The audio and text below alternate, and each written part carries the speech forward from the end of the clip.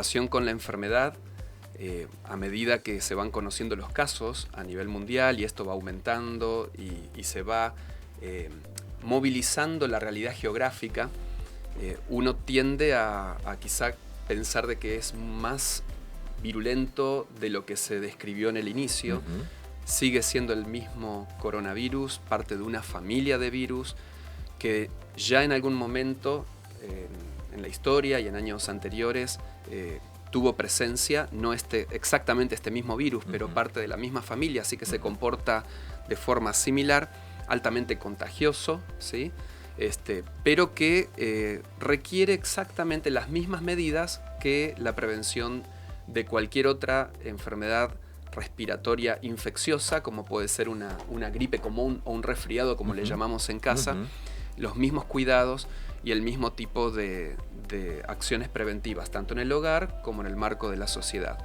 Por supuesto que en estos casos preocupa la virulencia, ¿sí? Decimos en el entorno médico, o sea, cuán agresivo puede ser el virus en su velocidad para generar complicaciones respiratorias, especialmente en personas que pueden ser susceptibles, que tengan alguna patología, alguna enfermedad de base o de edad avanzada, y en esos casos, por esa razón, el mundo entero está preocupado por cortar la transmisión, ¿sí? Y en ese sentido la paranoia se entiende en toda la sociedad porque todos nos sentimos de alguna forma susceptibles y las instituciones reaccionan rápidamente para dar contención, y es lógico hacerlo así.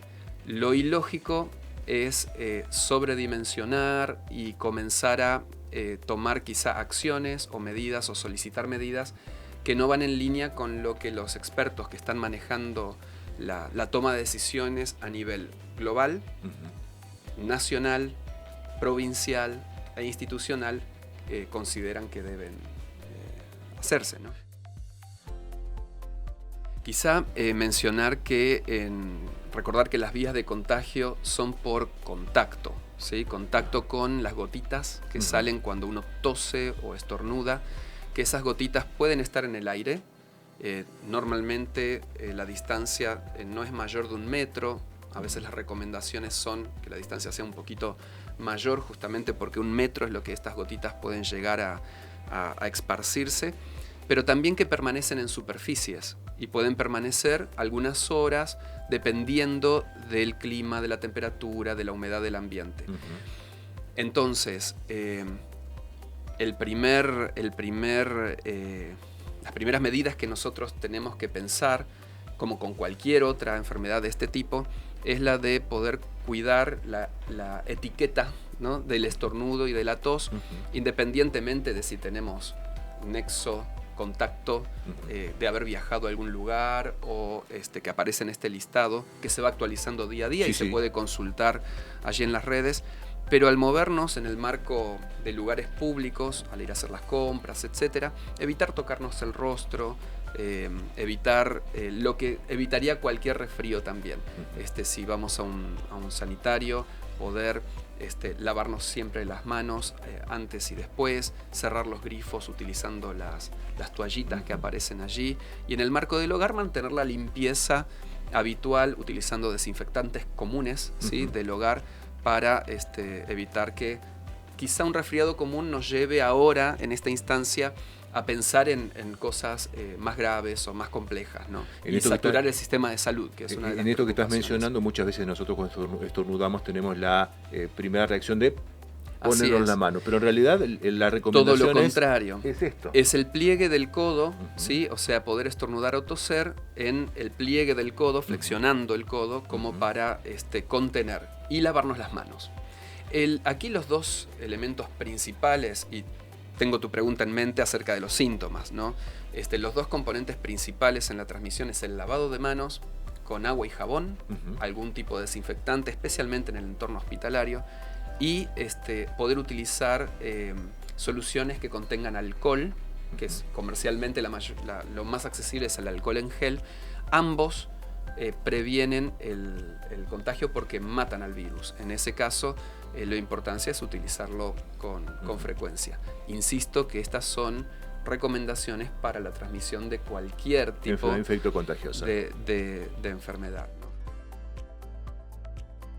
son algunos factores claves que uno debería tener en cuenta para la consulta con el médico, y en este caso hacerlo por guardia, que es donde están los protocolos organizados para poder generar la atención rápida y la contención también. Fiebre es el primero, ¿sí? La presencia de fiebre. Fiebre mayor a 37.3, 37.5 decimos, sostenida, ¿sí?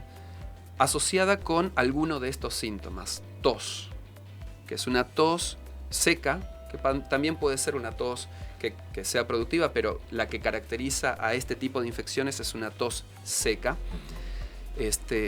Y también dificultades para respirar, ¿sí? Estos son los principales. Por supuesto que puede haber dolor de cabeza, puede haber decaimiento general, falta de fuerza, pero los principales son estos. Puede haber también secreción nasal, que en realidad le llamamos goteo nasal, pero los característicos son fiebre, tos y dificultad para respirar. Estos tres asociados son los que justificarían que uno haga la consulta al médico y sobre todo informe si ha tenido vinculación con alguno de los lugares que aparecen en este listado. No los estoy mencionando ahora porque son de conocimiento público, y mañana... Se agregó Estados Unidos ayer. Tal cual, ahora se agrega toda Europa y Estados Unidos, aparte de los países del sudeste asiático, China, Japón, país como Irán, Corea del Sur, entre los que se han mencionado. Estos son los síntomas. La recomendación de permanecer en el domicilio es específica. Es para aquellas personas que hayan pasado en los últimos 14 días por alguno de los países que aparecen en el listado que el Ministerio de Salud publica, o que presenten síntomas, ¿sí? Que presenten síntomas y a la vez hayan tenido un contacto con alguna persona que esté como caso de sospecha, ¿sí? O sea, que ya ha ido al centro de salud o al hospital y ha sido categorizado como un caso de sospecha.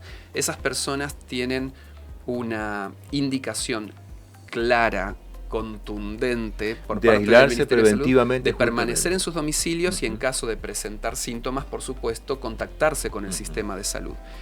Por otro lado, las personas que presentan síntomas de enfermedad respiratoria, que en la gran mayoría, casi la totalidad de los casos, va a ser otro tipo de enfermedad respiratoria, como decíamos al inicio, un resfriado común, una gripe común, también tienen la recomendación de permanecer en sus domicilios hasta recibir el alta médica. Y ellos también deben consultar porque los síntomas son similares: fiebre, tos, ¿no? A veces dificultades para respirar, y es el sistema de salud el que hace el diagnóstico, el que dice esto es esto y esto es otra cosa, ¿no? Entonces, en ese sentido, hay publicaciones claras, hasta por medios de comunicación de parte del gobierno, de que todo aquel que presente síntomas tenga nexo, o sea, contacto con estos países en los últimos 14 días o no, haga la consulta médica que corresponde y permanezca en su domicilio, incluso mencionando allí en las normativas que tanto la parte laboral como en la parte académica, en el caso de estudiantes, será contemplada por las instituciones.